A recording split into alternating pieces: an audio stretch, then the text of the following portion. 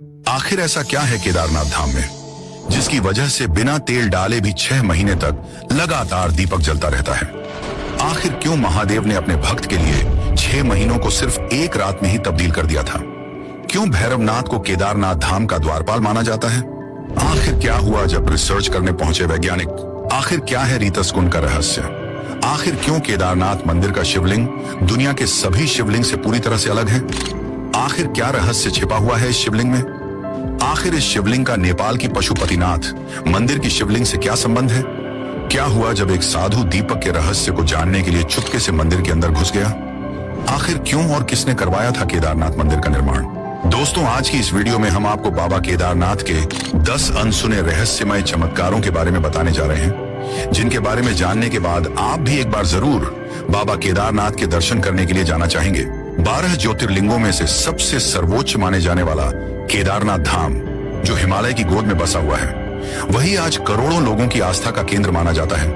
वे केदारनाथ धाम में 5 नदियां मंदाकिनी, क्षीरगंगा, स्वर्ण, गौरी, मधु, गंगा और सरस्वती का महासंगम भी देखने को मिलता है। यहाँ हर साल लाखों श्रद्धालु महादेव के दर्शन करने आते हैं और इस स्थान की अलौकिकता से मंत्रमुग्ध हो जाते हैं।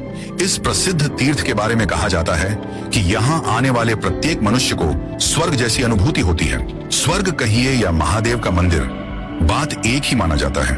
लेकिन क्या आपको पता है केदारनाथ धाम से जुड़ी कई पौराणिक कथाएं प्रचलित हैं, जिनसे यह पता चलता है कि केदारनाथ धाम कोई सामान्य धाम नहीं है। लेकिन दोस्तों, ऐसा बताया जाता है कि आने वाले समय में केदारनाथ धाम विलुप्त हो जाएगा और इसका जिक्र भी हमारे धार्मिक ग्रंथों में भी किया गया है। यहाँ सवाल ये उठता है कि आखिर महादेव का गढ़ कहाँ जाने वाला है और केदारनाथ कैसे विलुप्त हो सकता है? आखिर ऐसी कौन सी घटना घटने वाली है जिसके चलते केदारनाथ धाम हमेशा हमेशा के लिए धरती से विलुप्त हो जाएगा? इन सभी के बारे में आज हम आपको इस वीडियो में विस्तार से बताने जा रहे हैं। साथ ही इस मंदिर के कई ऐसे रहस्य हैं जिनके बारे में शायद ही कोई जानता होगा, उनसे भी आज हम आपको रूबरू करवाने वाले हैं। इसलिए दोस्तों, ये वीडियो काफी इंटरेस्टिंग होने वाली है। अगर आप एक सच्चे सनातन प्रेमी हैं तो एक बार इस वीडियो को अंत तक जरूर देखना। नंबर 1, मंदिर में इस्तेमाल किए गए पत्थरों का रहस्य। दोस्तों, केदारनाथ धाम मंदिर में इस्तेमाल किए गए पत्थर आज भी श्रद्धालुओं और वैज्ञानिक के लिए रहस्य बने हुए हैं। केदारनाथ मंदिर भूरे रंग के विशाल पत्थरों और विशालकाय शिलाखंडों को जोड़कर बनाया गया है। हैरानी की बात तो यह है कि इस मंदिर में इस्तेमाल किए गए पत्थर केदारनाथ धाम के आसपास की जगह पर दूर दूर तक कहीं पर भी मौजूद ही नहीं है।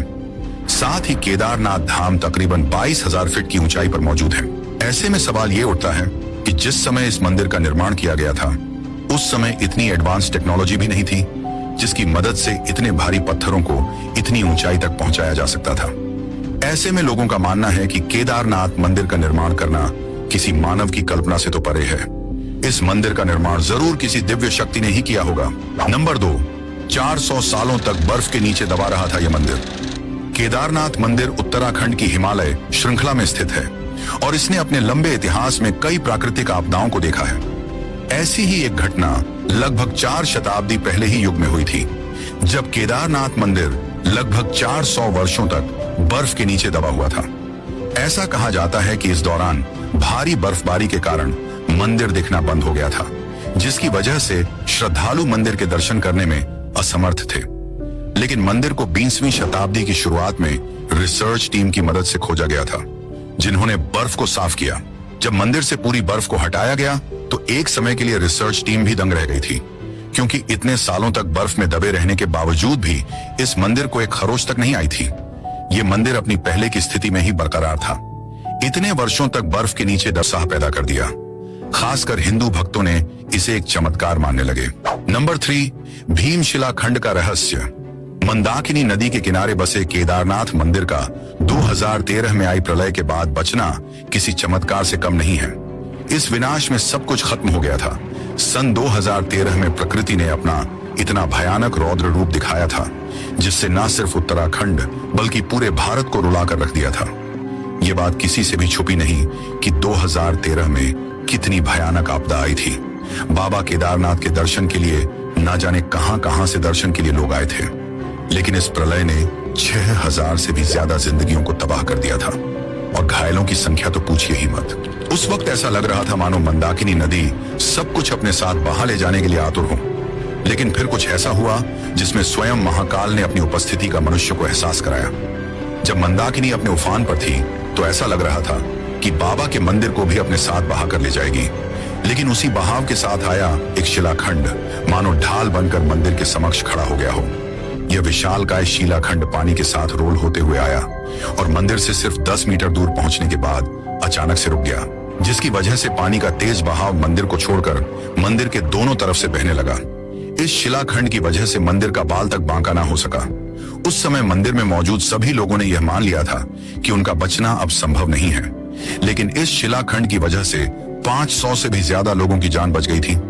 अब इसे चमत्कार कहे या संयोग, परंतु आस्था रखने वालों के लिए यह महाकाल की लीला ही तो है।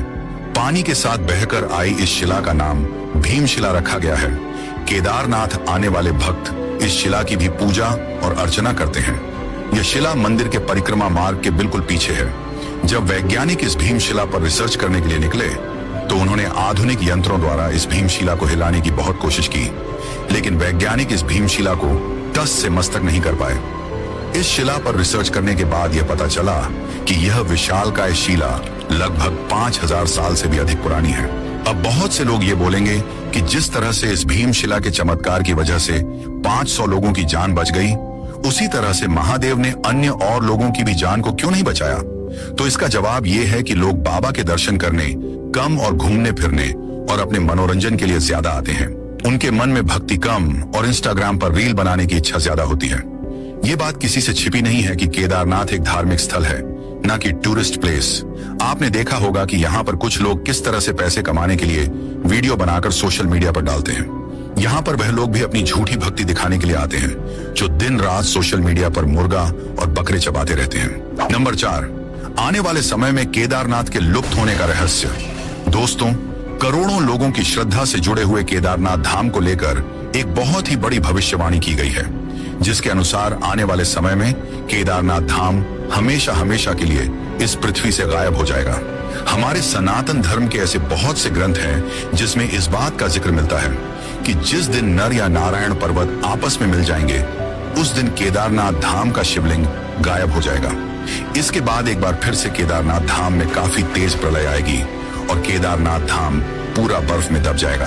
अब बहुत सारे लोगों का कहना है कि यह मंदिर पहले भी हिमयुग के समय 400 साल तक बर्फ के नीचे दबा हुआ रहा था, तब भी इसका कुछ नहीं हुआ, तो आगे भी कुछ नहीं होगा। अब ये तो वक्त ही बताएगा, लेकिन लोगों की आस्था का ये प्रमुख केंद्र बहुत ही अनोखी तकनीक के साथ बनाया गया है, जो आज भी सुरक्षित है। नंबर 5, उदक कुंड का रहस्य। केदारनाथ मंदिर के दक्षिण में स्थित उदक कुंड का अत्यधिक आध्यात्मिक महत्व माना जाता है। भक्तों का कहना है कि जो कोई भी उदक कुंड का पवित्र जल पिएगा, वह हमेशा के लिए जन्म और मृत्यु के चक्र से मुक्त हो जाएगा। माना जाता है कि इस जल में शुद्धिकरण की क्षमता होती है। शिव पुराण के केदार खंड के अनुसार उदक कुंड का जल 5 महासागरों का मिश्रण है। दोस्तों, आपकी जानकारी के लिए बता दें कि 2013 से पहले केदारनाथ धाम में 5 कुंड हुआ करते थे, लेकिन 2013 के बाद 3 कुंड गायब हो गए हैं। केवल उदक कुंड और रेत्स कुंड को छोड़कर वैज्ञानिक आज भी बचे हुए 3 कुंडों को नहीं खोज पाए हैं। नंबर 6, रेतस कुंड का रहस्य। केदारनाथ मंदिर से करीब 500 मीटर की दूरी पर सरस्वती नदी के तट पर रेतस कुंड स्थित है। ये कुंड बड़ा ही रहस्यमयी है। ऐसा केदार खंड में लिखा गया है कि यहाँ ओम नमः शिवाय का जाप करने पर पानी में से बुलबुले उठते हैं। वहीं ऐसा भी कहा जाता है कि इस कुंड के जल को पीने से मनुष्य शिव रूप हो जाता है। ये कुंड 2013 की प्रलय में लुप्त हो गया था, जिसे हाल ही में खोजा गया है।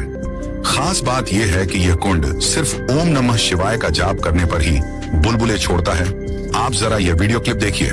नंबर 7, केदारनाथ धाम का पांडवों से जुड़ा रहस्य। ऐसा बताया जाता है कि महाभारत युद्ध के बाद पांडवों ने केदारनाथ मंदिर का निर्माण किया था। ऐसा माना जाता है कि अपने ही भाइयों की हत्या करने के बाद पांडवों ने फैसला किया था कि वे अपने पापों का प्रायश्चित करेंगे। इसके लिए वे केदारनाथ धाम पहुंचे, जहां भगवान शिव से क्षमा मांगने के लिए सभी पांडव उन्हें खोजने लगे, लेकिन भगवान शिव उन्हें माफ नहीं करना चाहते थे। इसीलिए वह बैल के रूप में छिप गए। लेकिन जब भीम ने उन्हें पहचान लिया और उन्हें छूने का प्रयास किया, तो भगवान शिव 5 अलग अलग स्थानों केदारनाथ, रुद्रनाथ, तुंगनाथ, मध्यमहेश्वर और कल्पेश्वर में बिखर गए और गायब हो गए। जिन्हें अब पंच केदार के नाम से जाना जाता है। बाद में पांडवों ने भगवान शिव को मना लिया था और कहा जाता है कि केदारनाथ मंदिर का निर्माण पांडवों ने ही करवाया था। नंबर 8, 6 महीने के लिए बंद होता है केदारनाथ धाम। दोस्तों, केदारनाथ धाम हिंदुओं की सबसे बड़ी आस्था का केंद्र माना जाता है। इसके बावजूद भी केदारनाथ धाम को 6 महीने के लिए ही खोला जाता है और 6 महीने यह बंद पड़ा रहता है। केदारनाथ मंदिर के कपाट बंद होने के बाद बाबा केदारनाथ की पंचमुखी डोली ऊखी मठ के ओंकारेश्वर मंदिर तक बड़े ही धूमधाम के साथ निकाली जाती है। इस दौरान भक्तगण बाबा केदारनाथ के अगले 6 महीनों तक ऊखी मठ के ओंकारेश्वर मंदिर में दर्शन कर सकते हैं और भाई दूज वाले दिन ही केदारनाथ धाम के कपाट बंद कर दिए जाते हैं, जहां उन्होंने भगवान शिव के मंदिर का निर्माण किया। इसके बाद उन्होंने यहीं पर अपने पितरों का तर्पण किया था। इसके बाद ही उन्हें स्वर्ग की प्राप्ति हुई। कहते हैं कि जिस दिन पांडवों ने अपने पूर्वजों का तर्पण किया था वो भाई दूज का ही दिन था, इसलिए तब से इसी दिन केदारनाथ के कपाट बंद होने लगे। वहीं इसके पीछे का दूसरा कारण यह बताया जाता है कि भाई दूज के दिन से ही शीतकाल का आरंभ होता है। इस दौरान हिमालय क्षेत्र में रहना बहुत मुश्किल होता है। ऐसे में भक्तों को किसी भी तरह की परेशानी ना हो, इसलिए जब तक शीतकाल रहता है तब तक मंदिर के कपाट बंद कर दिए जाते हैं। नंबर 9, जलते हुए दिए का रहस्य।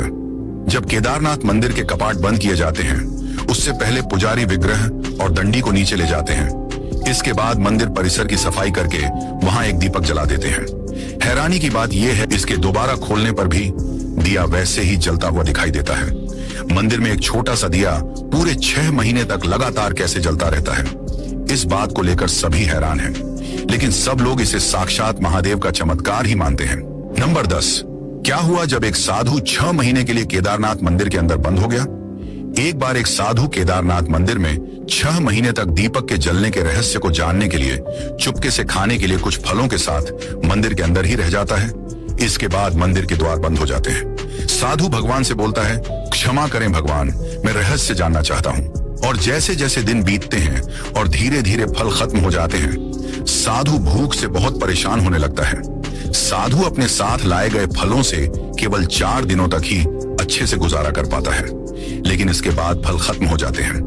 अब साधु के पास खाने के लिए कुछ भी नहीं बचा था और अब वह भूख के मारे तड़पने लगा था। निराश होकर साधु कहता है, हे प्रभु, क्या मैं अब यहीं पर मर जाऊंगा।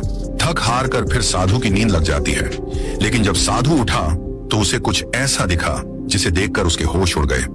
उसने देखा कि उसके आसपास ताजे फल बिखरे पड़े हैं, दीपक भी जल रहा है और तेल से भरा हुआ है। इसके बाद साधु की ऐसी नींद लगती है कि वह 6 महीने बाद ही खुलती है। 6 महीने बीत जाते हैं और फिर मंदिर के द्वार खुलते हैं। तब लोग हैरान होकर बोलते हैं, ये साधु कौन है। साधु कमजोर आवाज में बोलता है, मैंने भगवान का चमत्कार देखा है। सीसीटीवी कैमरा की फुटेज देखने पर पता चलता है कि कोई अदृश्य शक्ति फल लाती थी और दीपक में तेल डालती थी। तो दोस्तों, ये थे केदारनाथ मंदिर से जुड़े हुए कुछ अनोखे रहस्य जिनके बारे में आज आपको इस वीडियो में जानने को मिले। उम्मीद करते हैं आपको यह वीडियो पसंद आई होगी।